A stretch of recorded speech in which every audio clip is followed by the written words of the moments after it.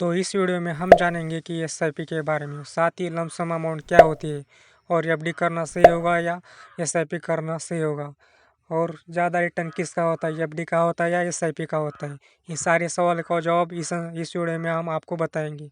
तो एफडी यानी कि बैंक अकाउंट में सेविंग, एक बड़ा फिक्स अमाउंट डिपॉजिट करना, और उससे जो भी ब्याज होगा उसका रिटर्न आपको मिलेगा, यानी कि कुछ 7 या 8% उतना ही। लेकिन अब बात करते हैं एसआईपी के बारे में। पहले हम जानेंगे एसआईपी के बारे में, जिससे हम कहते हैं कि systematic investment plan. For example के लिए समझते हैं कुछ रकम कुछ समय के लिए कुछ रिटर्न के बदले इन्वेस्टमेंट करना।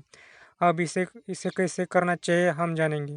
फॉर एग्जांपल, अगर आपके सेविंग अकाउंट है और आपने कुछ फंड चुने हैं, जैसे कि आईसीआईसीआई हो, कोटक, एचडीएफसी हो या एसबीआई हो, कोई भी फंड चुने होगा।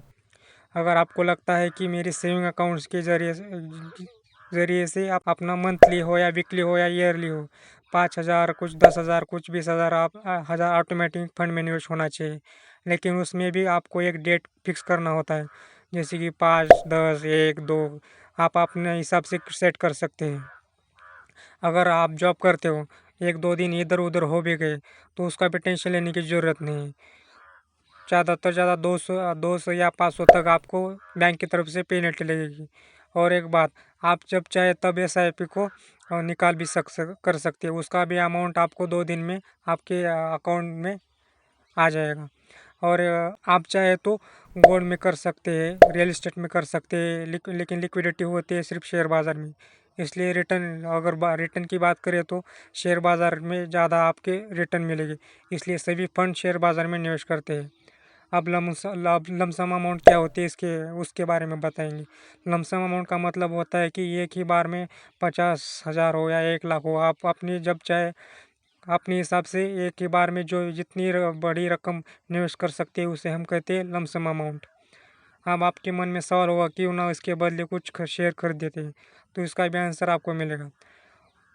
अब बात करते हैं शेयर के अच्छे रिटर्न के लिए। अच्छे शेयर खरीदने के लिए आपके पास उतने पैसे नहीं रहते।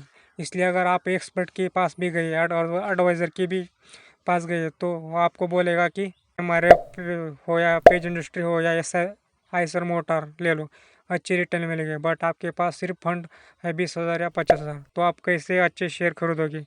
उसी के लिए एक रास्ता है, सिंपल सा, एसआईपी करना। उतनी अमाउंट में ऐसे ही कई सारे शेयर्स में निवेश कर सकते हैं एसआईपी करके।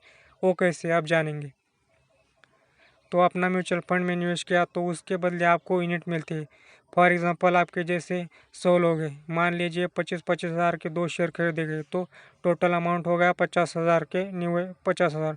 तो 50,000 में इन्वेस्ट किया म्यूचुअल फंड में, तो 100 लोगों को 500 रुपये की यूनिट देंगे, ताकि आप सब लोग 2 शेयर के को होल्डर बनेंगे। तो म्यूचुअल फंड एक काम करता है कि थोड़े पैसे में ज़्यादा कंपनी में निवेश करने का आपको मौका देता है। जो कि आप डायरेक्ट करोगे तो आपको ज़्यादा से ज़्यादा पैसा निवेश करना पड़ेगा, जो कि आप म्यूचुअल फंड के ज़रिए कर पाओगे। और एक बात है कि म्यूचुअल फंड के ज़रिए आप अपना गोल भी सेट कर सकते हो। जैसे कि अगर आपको 15 साल बाद हो या 10 साल बाद हो, आपकी रिटायरमेंट है, या घर खरीदना चाहते हो या घूमना चाहते हो, तो उसके अकॉर्डिंग के अनुसार आप अपने म्यूचुअल फंड सेट कर सकते हो, और ज़्यादा रिटर्न देने वाला म्यूचुअल फंड चुनकर उसमें आप निवेश कर सकते हैं। तो हाँ, तो अभी स्टार्ट करने के लिए मैंने एक डिस्क्रिप्शन में लिंक दिया है, जिसके थ्रू आप अपना अकाउंट निकाल कर फंड में निवेश कर सकते हैं। ऐसे ही इन्फॉर्मेटिव वीडियो के लिए इस वीडियो को लाइक करें और चैनल को सब्सक्राइब करें। तब तक के लिए धन्यवाद। मिलते हैं अगले वीडियो में।